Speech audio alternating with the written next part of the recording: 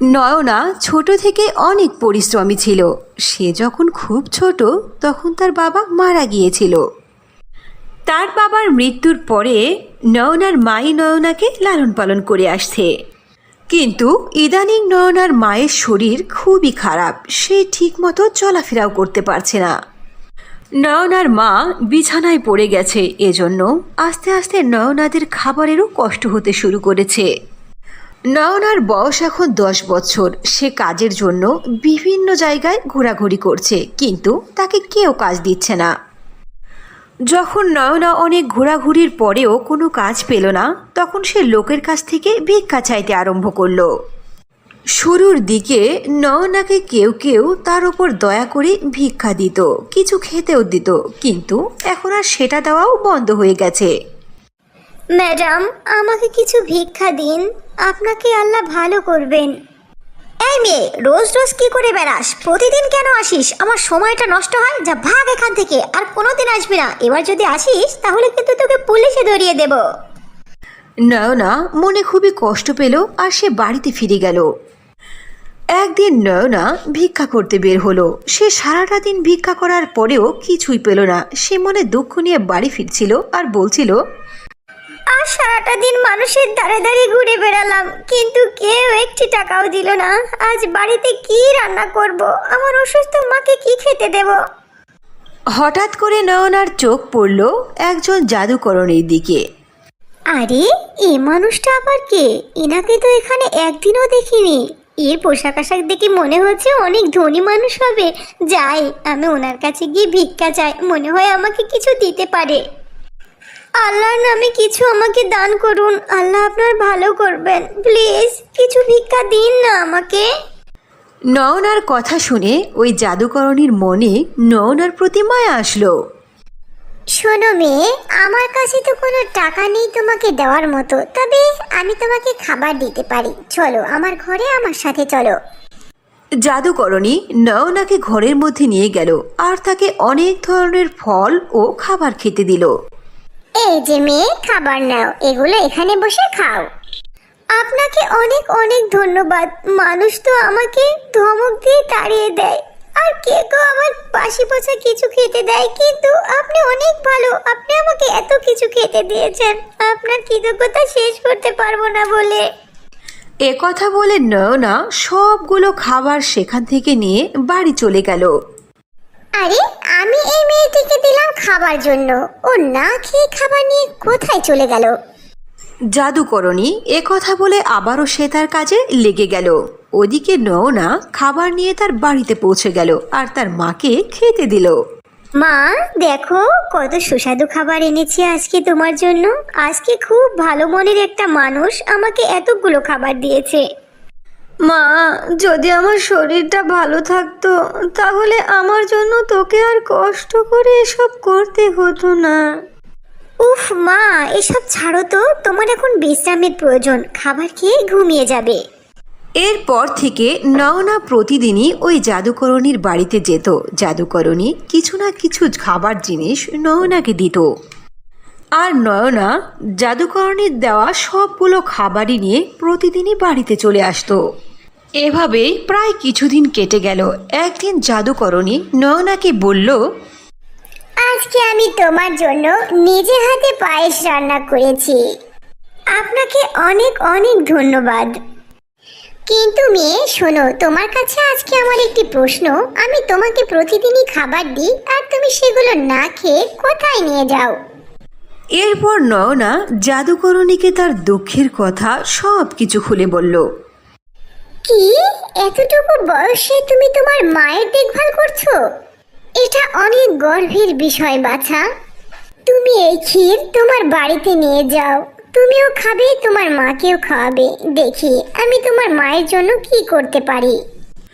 নয়না পায়েস নিয়ে বাড়িতে চলে গেল। এদিকে জাদুকরণী নয়নার মুখে তার দুঃখের কথা শুনে খুবই কষ্ট পেয়ে গেল। জাদুকরণী তার জাদুর শরীর সাহায্যে নয়নার মায়ের শরীরের অবস্থা দেখে ফেলল। হায় হায়, এই মেয়েটির মায়ের শরীর দেখছি আসলেই খুব খারাপ। এর জন্য আমাকে কিছু না কিছু করতেই হবে। পরের দিন যখন নয়না জাদুকরণীর বাড়িতে আসলো তখন জাদুকরণী নয়নাকে তার জাদুশক্তি দ্বারা 3টি হ্যান্ডব্যাগ দিল। হ্যান্ডব্যাগগুলো দেখে নয়না বলল, হ্যাঁ, জি না, আমি এই ব্যাগগুলো দিয়ে কি করব? এর আমার কোনো প্রয়োজন নেই। আরে পাগলি মেয়ে, এই 3টি হলো আমার জাদুর হ্যান্ডব্যাগ। এই 3 হ্যান্ডব্যাগ আমি আমার জাদু দিয়ে তৈরি করেছি। কি, আপনি জাদু করনি? আর এই 3টি ব্যাগ আপনি জাদু দিয়ে তৈরি করেছেন? হ্যাঁ না, আমি হলাম জাদুকরণী। তুমি এই 3টি ব্যাগকে তোমার সাথে নিয়ে যাও। এই 3 ব্যাগ তোমাকে সর্বদা সাহায্য করবে। কিন্তু এই 3টি হ্যান্ডব্যাগ দিয়ে আমি কি করব? এর কি কাজ? প্রথম ব্যাগ থেকে বিভিন্ন রকমের রং বেরঙের সুস্বাদু খাবার, আর দ্বিতীয় ব্যাগ থেকে টাকা পয়সা, আর তৃতীয় ব্যাগ তোমার সমস্ত মনের আশা পূর্ণ করবে। কিন্তু একটি কথা মনে রাখবে, এই জাদুর হ্যান্ডব্যাগ তোমাকে তখনই সাহায্য করবে যখন বাস্তবিকই তোমার কোনো জিনিসের প্রয়োজন হবে। এরপর নয়না 3টি জাদুর হ্যান্ডব্যাগ নিয়ে বাড়িতে চলে আসলো আর তার মাকে বলল, মা দেখো, ওই ভালো মানুষটি কে ছিল জানো? উনি হলেন জাদুকরণী, আর ওই জাদুকরণী আমাকে এই 3টি হ্যান্ডব্যাগ দিয়েছে। কি, জাদুর হ্যান্ডব্যাগ? হ্যাঁ মা, থামো, আমি তোমাকে দেখাচ্ছি। এরপর নয়না প্রথম জাদুর হ্যান্ডব্যাগের মধ্যে হাত দিয়ে বলল, হে জাদুর হ্যান্ডব্যাগ, তুমি আমার মায়ের জন্য বিভিন্ন রকমের সুস্বাদু খাবার দাও। এটা বলার সঙ্গে সঙ্গে ওই জাদুর হ্যান্ডব্যাগ বিভিন্ন ধরনের সুস্বাদু খাবার সেখানে প্রকট করে দিল। দেখেছো মা, সত্যি এটা জাদুর হ্যান্ডব্যাগ। এরপর নয়না দ্বিতীয় জাদুর ব্যাগের মধ্যে হাত দিয়ে তার মায়ের জন্য ওষুধ ও তৃতীয় জাদুর ব্যাগের মধ্যে হাত দিয়ে অনেক টাকা পয়সা ও প্রয়োজনীয় জিনিস চেয়ে নিল। ঘরের বিভিন্ন আসবাবপত্র, ফ্রিজ, খাট, ওয়ার্ডরোব সব কিছু চেয়ে নিল আর বলল, দেখেছো মা, কাল পর্যন্ত আমরা তো ভিখারি ছিলাম, আর ওই জাদুকরণী আন্টি আমাদের জীবনকে একেবারে পরিবর্তন করে দিল। কিন্তু মা, আমি চাই তুমি এখন স্কুলে ভর্তি হয়ে লেখাপড়া করবে। লেখাপড়া করে আমার মনের আশা পূর্ণ করবে আর আশেপাশের গরিব লোকদেরকে সাহায্য করবে। হ্যাঁ মা, অবশ্যই করব। আমি তোমার সকল মনের আশা পূর্ণ করব। এরপর থেকে নয়না ও তার মা জাদুর 3 হ্যান্ডব্যাগের মাধ্যমে সুখে শান্তিতে তাদের জীবন কাটাতে লাগলো। লেহেঙ্গা বানাতে চাই, আমি এত সুন্দর লেহেঙ্গা বানাতে চাই যেন আমাদের রাজ্যের রানী পরি এসে আমার কাছে লেহেঙ্গা বানাতে চাইবে। ঠিক আছে, তোমার যেহেতু লেহেঙ্গা বানানো এত ইচ্ছা, আমি তোমাকে 2 মাস সময় দিচ্ছি।